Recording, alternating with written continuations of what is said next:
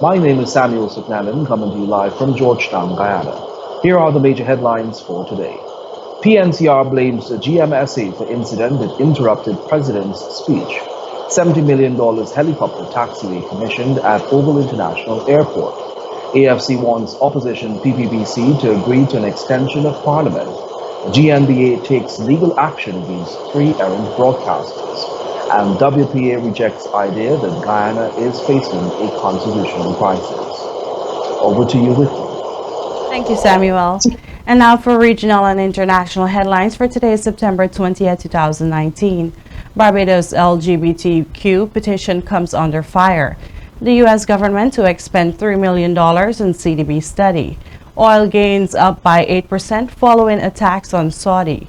And Amazon announces plans to switch to renewable energy. These stories and more in a short while. And now here's Kingsley Bryan with today's sports news in the region and around the world. Thanks, Whitney. Here's a look at what's happening in the sports arena. Heritage Games final begins today. And Patriots continue to shine as Talos face yet another crushing defeat. And internationally, Real Madrid concedes a disappointing defeat to PSG. That's it for sports. Back to you, Samuel. Thanks, Kingsley. The People's National Congress Reform, PNCR, the major party in the coalition government, has laid full blame on the Ghana Manufacturing and Services Association, GMSA, for the incident that led to President David Granger Feature's address being interrupted by a protest inside the Pegasus Hotel. The party went as far as to suggest that it may have been an act of treachery.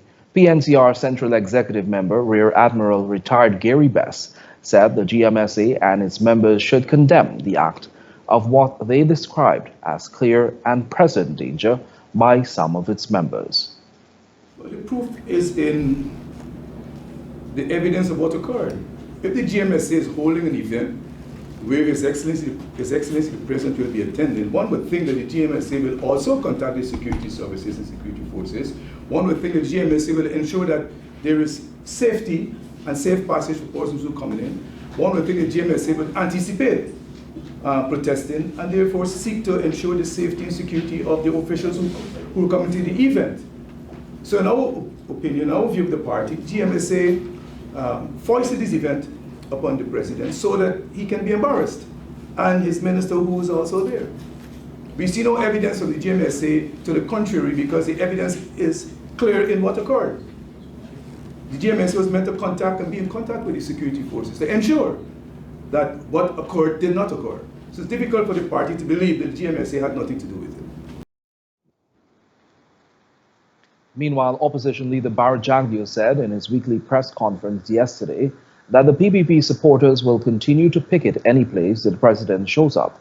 Jagdeo said these will be done in a peaceful manner with a strong message that the David Granger-led administration is illegal. Asked whether the PNCR will organize any counter-protests in these cases, here's what Bess had to say. The party is not in the habit of displaying all its tactics and strategies in the public domain, but the party will seek to ensure that the president is well protected, its president and the nation's president is protected. The party will seek to ensure that citizens are able to protest, but not to the extent of preventing government and officials from going to their public places to deal with the businesses of managing the state. Meanwhile, the PNCR executive said the coalition government has shown full respect for the rule of law, the integrity of the Constitution, and they are set to hold credible elections as soon as possible. Best disclosed that the president is guided by law and order and respect for the Constitution. He said Granger has displayed professionalism throughout his 4 years in office.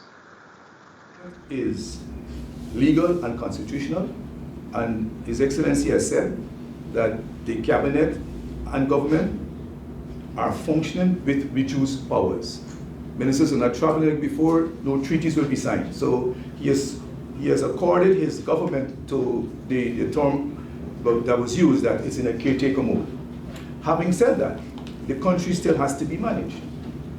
Having said that, the president will announce the date for general elections. Having said that, the president, as the head of state, will ensure that the country continues to be managed. And the citizens will be expecting services to be delivered and continue to be delivered by them. So we cannot not have a government and not have a president. And the Article 106 is very clear that the president remains in office until another president is elected. Now that an election timeframe has been given by the GCOM chairwoman, retired Justice Claudette Singh, the president is now expected to name an election date. Asked by Globespan 24x7 News if the PNCR would support calls for the naming of an election date to be given soon, Best had this to say. Well, I think it's a very good question. That time frame was given yesterday. We know today. So the party expects an announcement from the president imminently on when elections will be held.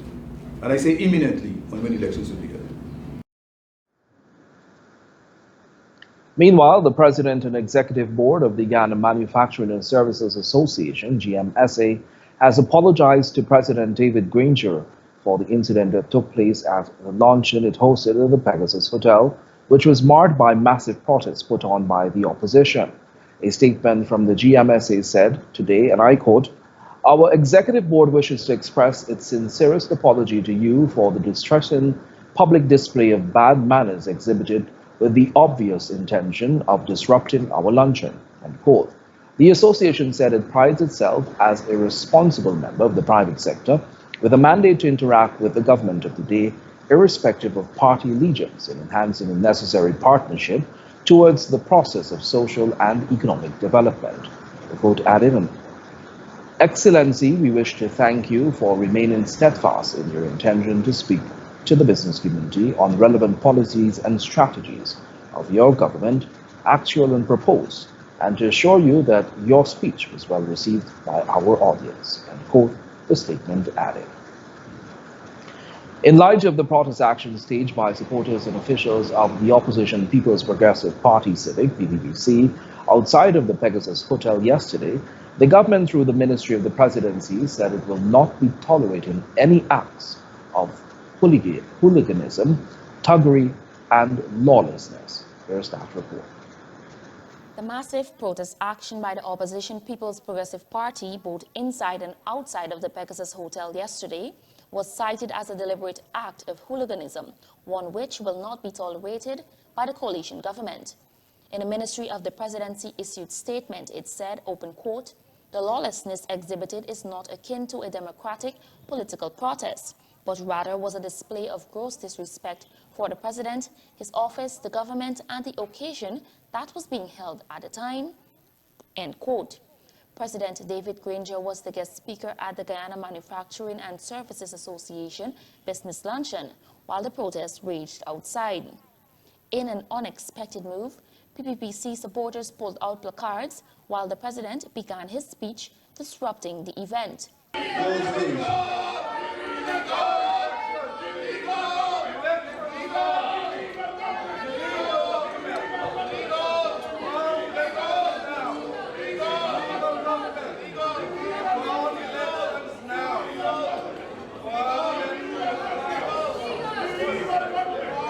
The statement further noted that, open quote, "Peaceful and civilized protest action is a common occurrence in any democracy, but it becomes a sign of worry when a presidential candidate and a former president, who is a constitutional office holder, seeks to incite violence against the sitting head of state and ministers of the government during the execution of their official duties." End quote. This specific incident occurred just as the president was about to deliver his speech. I think we survived the hooliganism.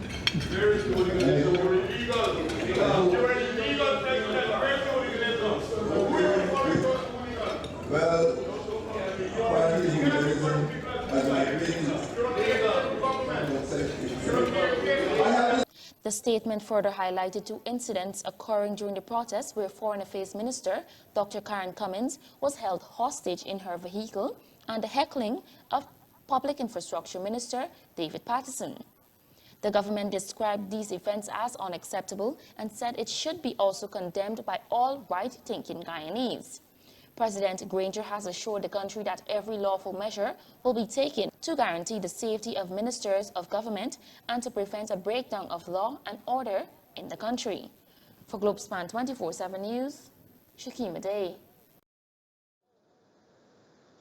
And still on the political scene, the Working People's Alliance WPA has firmly rejected the notion that Ghana is currently going through a constitutional crisis.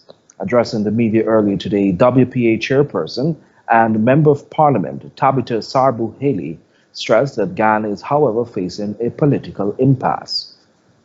We believe that there is a political impasse which has been exacerbated by the PPP's deliberate tactic and strategy of frustrating all attempts at political consensus as advised by the CCJ.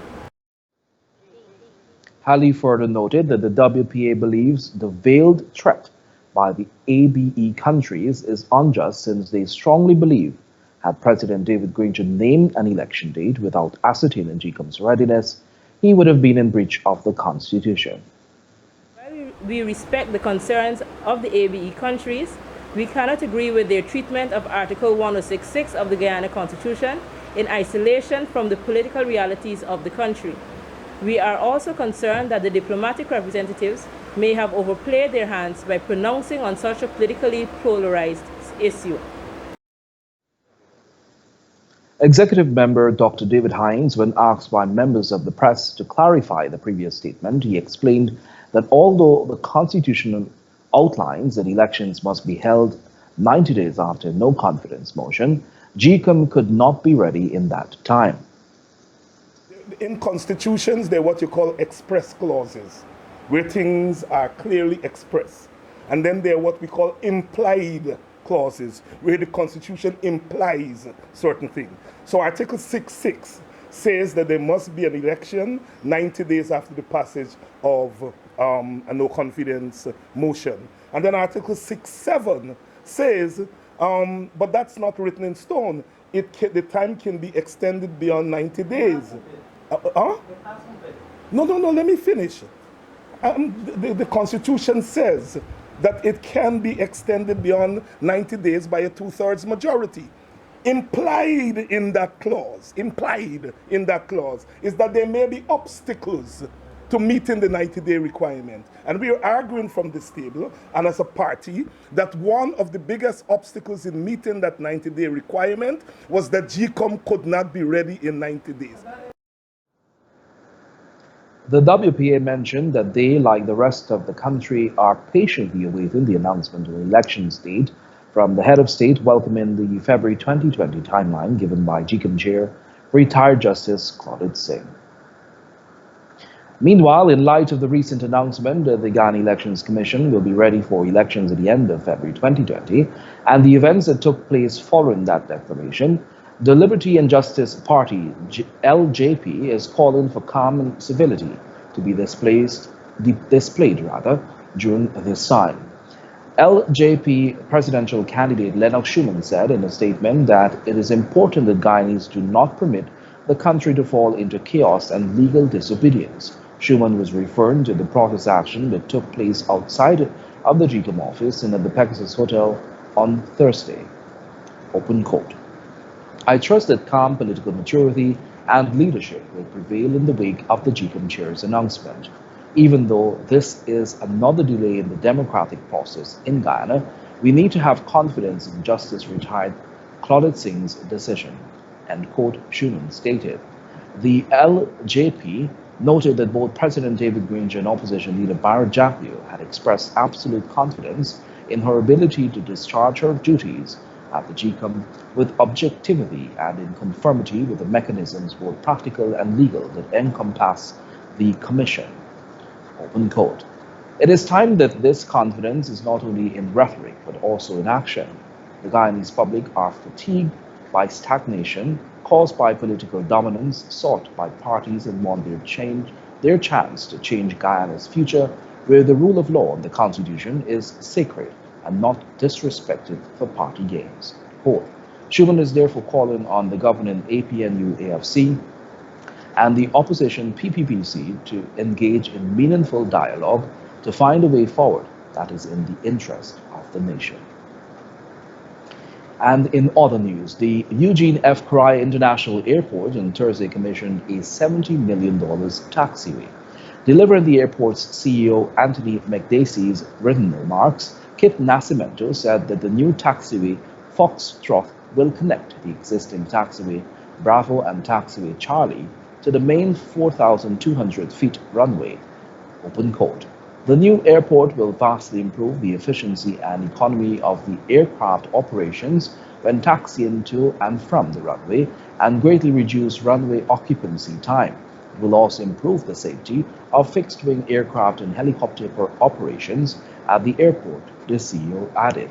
Measuring 200 meters in length by 15 meters width, runway Foxtrot will be capable of accommodating Liat's ATR-72 aircraft, the largest aircraft that operates at the airport, the Department of Public Information reported. Minister within the Ministry of Public Infrastructure, Jaipal Sharma, commended the efforts of the operators that have begun construction of helicopter aprons to facilitate services at the airport since the new taxiway is completed. These include Air Services Limited, Trans-Ghana Airways, and Janks Aviation.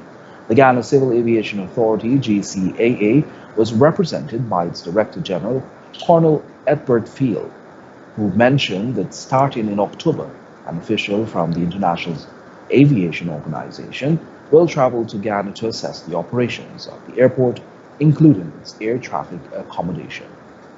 Do join us after these messages for more news with Shakima Day. We would like to ask all of our faithful viewers to kindly like and follow Globespan 24x7 Facebook page and subscribe to Globespan 24x7 YouTube channel to receive up-to-date notifications of when we are live. Globespan 24x7 has vacancies for full-time positions such as reporters, newscasters, and news editors.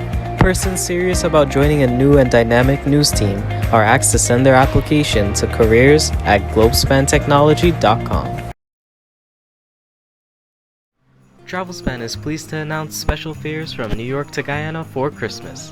Seats are available to travel, and depending on which dates you choose, fares range from $849 to $1169. These are limited block seats on American Airlines non-stop flight from JFK to Guyana. Call 718-845-0437.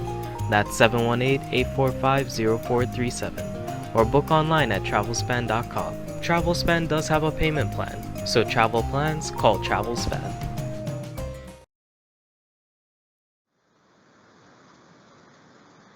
Thank you for staying tuned. Welcome back. We'll tell you now that the Bar Council of the Bar Association of Guyana has condemned what they described as the failure by the government to hold elections within the period mandated by Article 106.7 of the Constitution.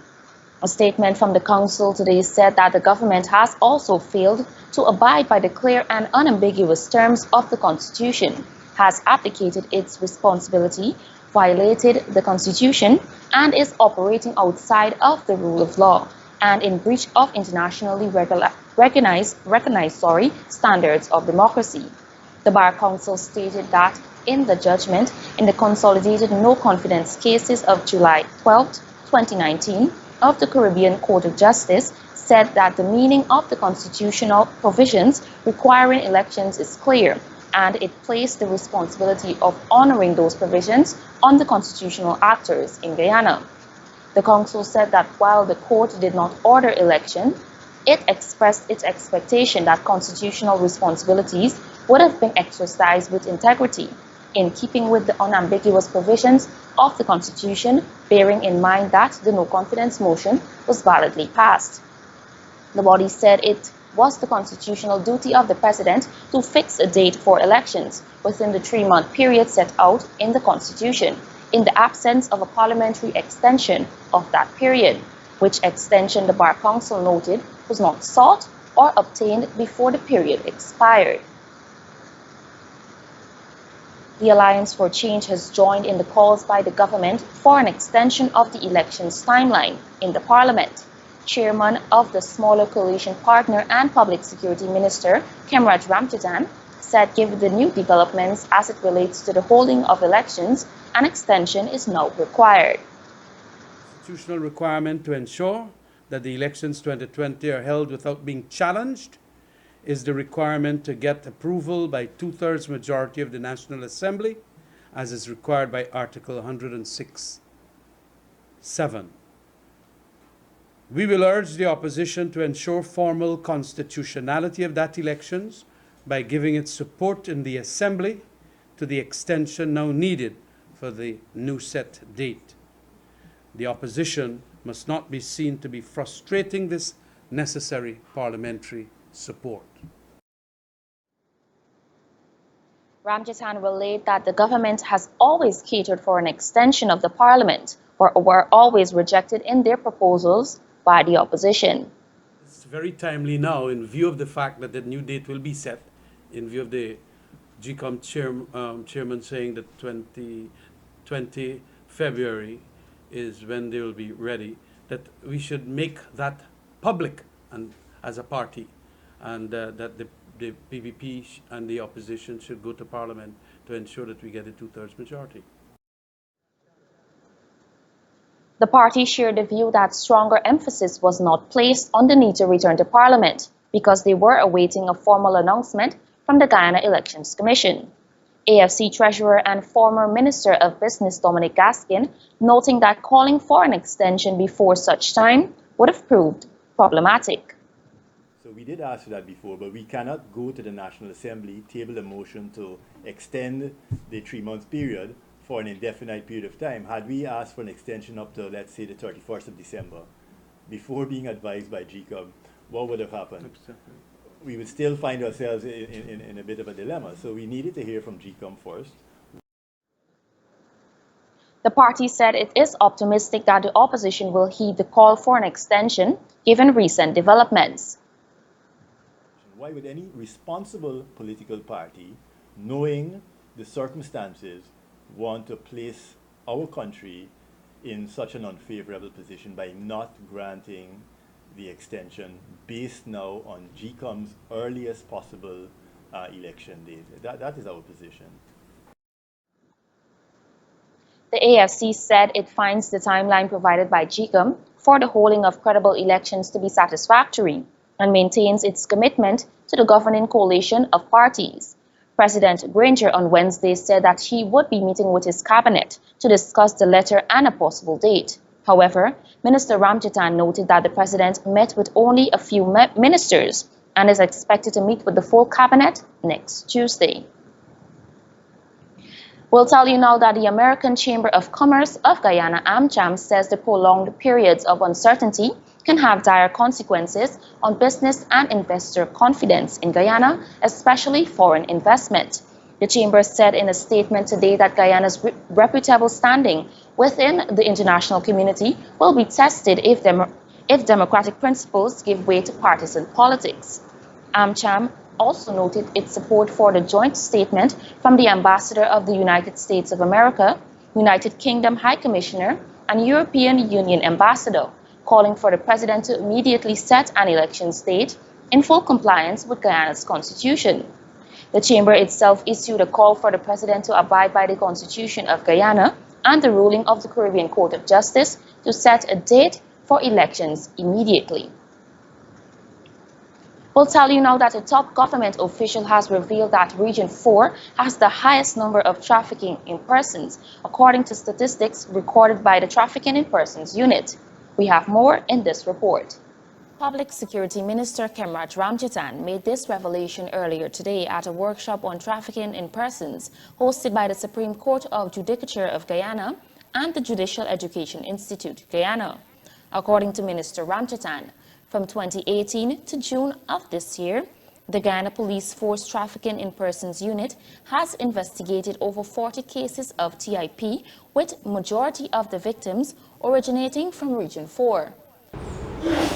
The Guyana Police Force Trafficking in Persons Unit investigated 14 cases of suspected trafficking in persons, and those 14 cases had involved 50 alleged victims, 21 of whom were under 18 years of age, and out of those 32 cases, we had 52 suspects.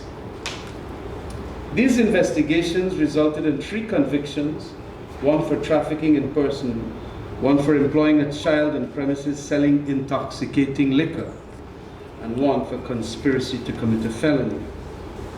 The 18 statistic there is 55% of the total alleged victims were below 26 years old, while 45, well, of course, were over that. The location again, with the most, is Region 4, accounted for approximately all of the alleged occurrences. And this is all part of the status of the densely populated, being the most densely. And because of the sexual exploitation, it happening with those commercial centers that would have these activities. The minister relayed that despite these statistics, Guyana continues to maintain top-tier status, according to the U.S. State Department of State TIP report for 2017. He posited that this is due to the continuous efforts being made by the TIP unit to combat the problem in Guyana. In 2019, the report maintained us with the highest grade, Tier 1. And that also occurred in 2017 and 2018 reports. In the 3 previous reports, Guyana was placed in Tier 2, and that was since 2012, and then in Tier 3, it is called Tier 2 watch list. They start watching you. That happened earlier, but up to 2016. But because of the work the task force has been doing, because we have also been going for public awareness in all the various markets and schools and so on, it's a lot of work that's being done. And also started prosecuting, investigating, prosecuting, and even getting some convictions. The State Department has regarded us as going very, very high. These men who are doing this thing, the evidence, however, to catch them, sometimes we cannot get because they have their networks of other underlings ensuring that it happens to their profits. And then you only catch the small fishes. We are trying as best as possible to ensure that we can catch the big fishes. Minister Ramchitan mentioned that the report put forward several recommendations. This, he said, will be continuously implemented to aid the eradication of TIP in Guyana. Guyana leads several Caribbean states in this regard, with only the Bahamas holding Tier 1 status. Antigua and Barbuda, Haiti, Jamaica, St. Lucia, St. Martin, St. Vincent and the Grenadines, Suriname and Trinidad and Tobago have Tier 2 status, while Barbados and Belize were placed in Tier 3. Trafficking in persons in Guyana is governed by the Combating of Trafficking in Persons Act 2005 and came into effect on April 7, 2005. Reporting for Globespan 24x7 News, Shakima Day. We'll tell you now that the Guyana National Broadcasting Authority, has taken legal action against 3 broadcasters who failed to honor their financial obligations to the authority. The GNBA said for months they have been urging broadcasters to pay their broadcast license fees, but some have refused to comply. As a result, it took the necessary legal steps to recoup its outstanding fees. Among the 3 broadcasters for which the GNBA has filed legal proceedings, one has since decided to pay all outstanding license fees. As such, the GNBA withdrew its lawsuit against that broadcaster. However, the remaining 2 broadcasters, Atlantic Cable Network Inc. and Bartica Communications Network Inc., are ordered to appear before court to answer proceedings on September 30th, 2019. The GNBA says it wants to remind broadcasters who are non-compliant to bring themselves into conformity with the law and to honor their financial and other obligations.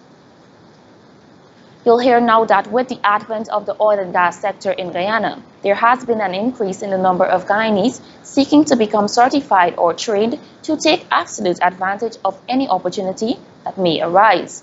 On Friday, 6 Guyanese graduated with ISO certification after completing a 3-week course in Suriname. Managing Director of Clark's Productions, Adrian Clark, whose company partnered with the Training Institute in Suriname, said the partnership is opportune in more ways than one. I'm proud of you. You're the first Guyanese that are sitting here with the highest level of certification. And you can do one or two things on this. You could sit with your certification and that's it, or you can get your certification and get up and get out there and do it. The world is waiting on men and women to make the difference in it.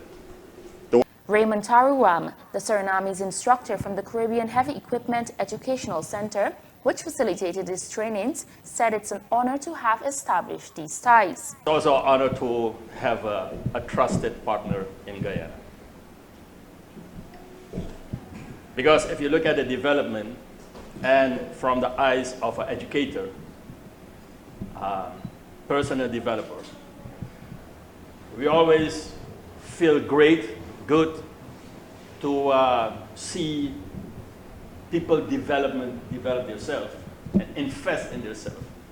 He said the completion of these training leaves the sense of accomplishment in both the minds of the instructors and the persons undergoing the training.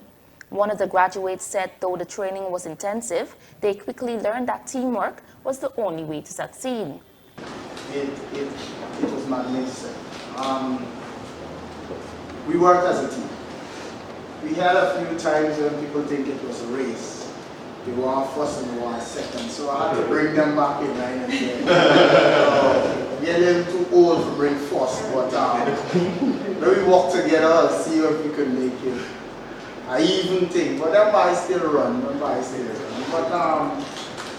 we made Guyana proud. The training saw all the participants securing a pass grade and equipped them with the necessary skills to successfully operate an excavator. Yet another batch is expected to be trained beginning November 3rd. For Globespan 24x7 News, Shakima Day. Now we'll take a look at our bridge reports.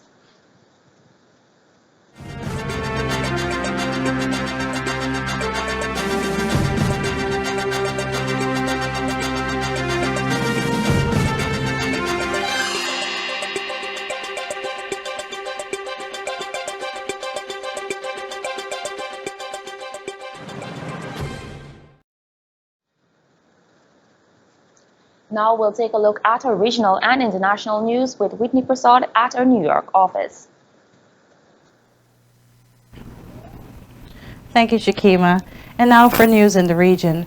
Responding with a new petition titled "The Bullying of the Barbadian Society into Forcing the LGBTQ Agenda on Its Children," some people in the Eastern Caribbean island appear to be putting up a resistance to an issue which has been receiving national attention.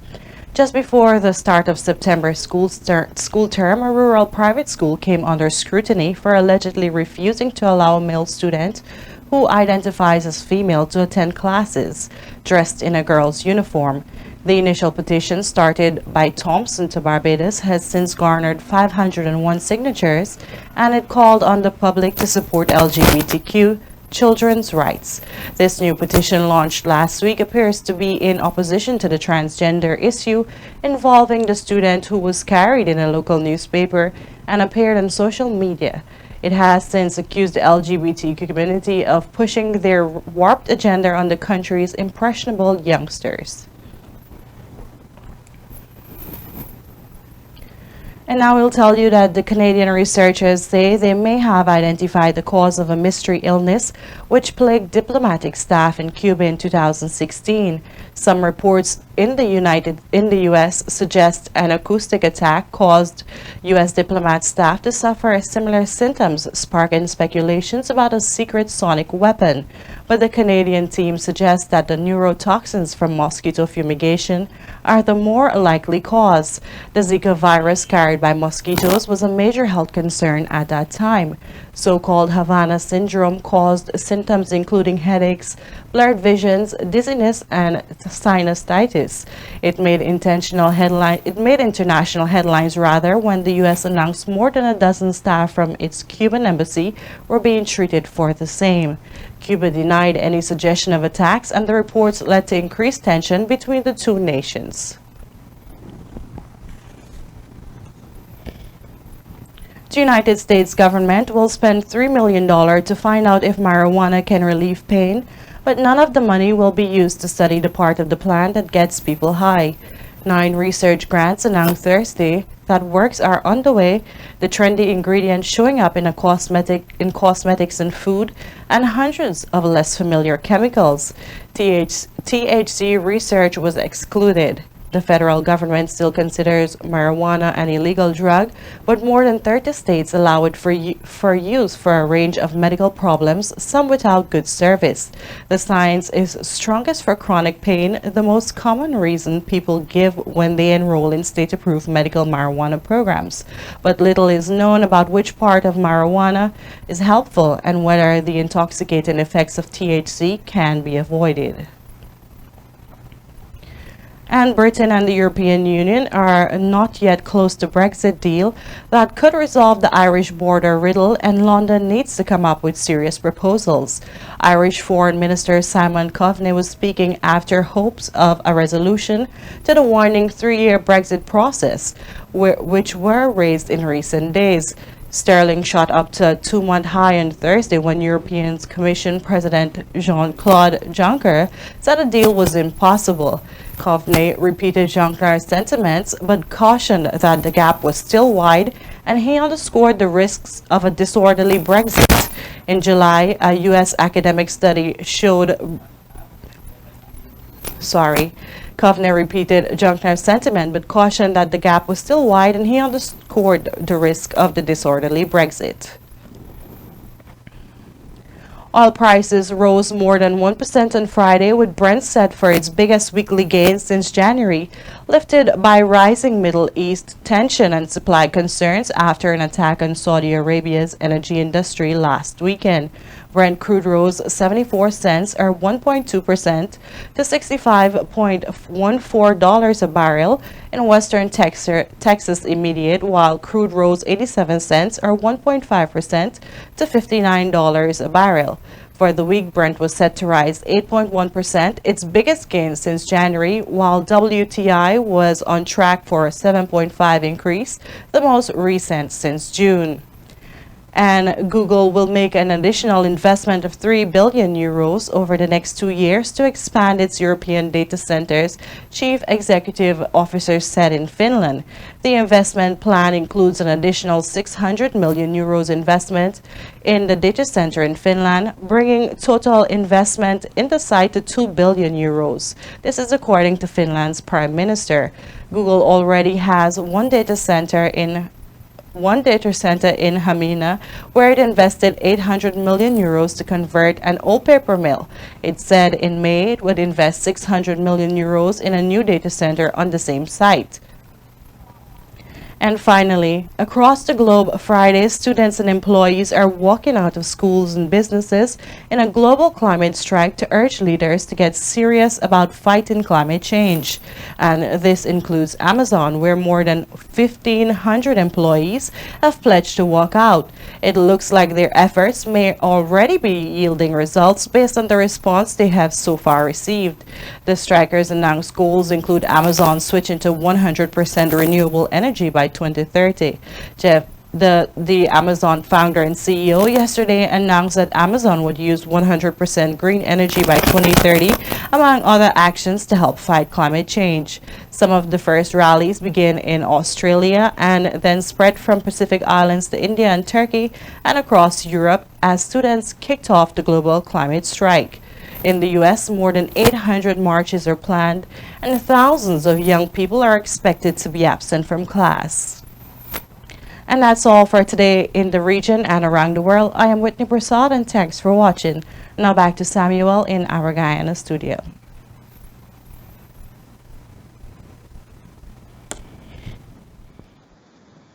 Thanks, Whitney. We'll take a short break. Don't go anywhere.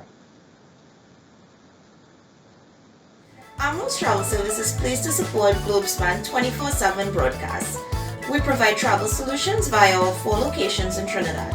Chabonas at 665-3383, Valpark 645-1604, Port of Spain 625-0800, and San Fernando at 652-4789. Remember, when you travel, Amro's is the way to go. Travelspan is pleased to announce special fares from New York to Guyana for Christmas. Seats are available to travel, and depending on which dates you choose, fares range from $849 to $1169. These are limited block seats on American Airlines non-stop flight from JFK to Guyana. Call 718-845-0437. That's 718-845-0437. Or book online at travelspan.com. Travelspan does have a payment plan, so travel plans, call Travelspan. Thanks for staying with us. You're watching Globespan 24/7 News. We'll now shift our attention to what's happening in the world of sport with Kingsley Bryan.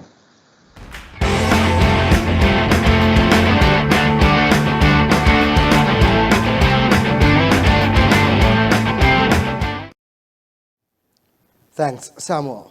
Now here's a look at what's happening in sports. The finals of the Ministry of Indigenous Peoples Affairs 2019 Heritage Games gets underway today, Friday, in the capital city. The theme for this year's games is maintaining our traditional practices while promoting a green economy.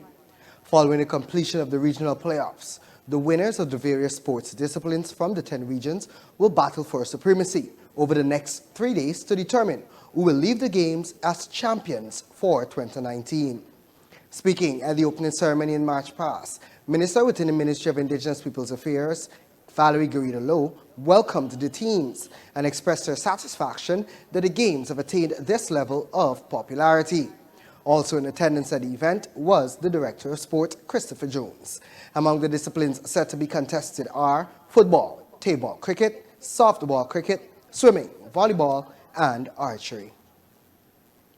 And turning our attention now to the CPL, the Talawas faced yet another crushing defeat, and this time an unbroken 94-run partnership for the 7th wicket between Fabian Allen and Kieron Kotoy set the stage for the St. Kitts and Nevis Patriots' 20-run hero CPL victory over the Jamaica Talawas, despite a sterling performance from Glenn Phillips, who smashed a massive 87 from 49 in reply.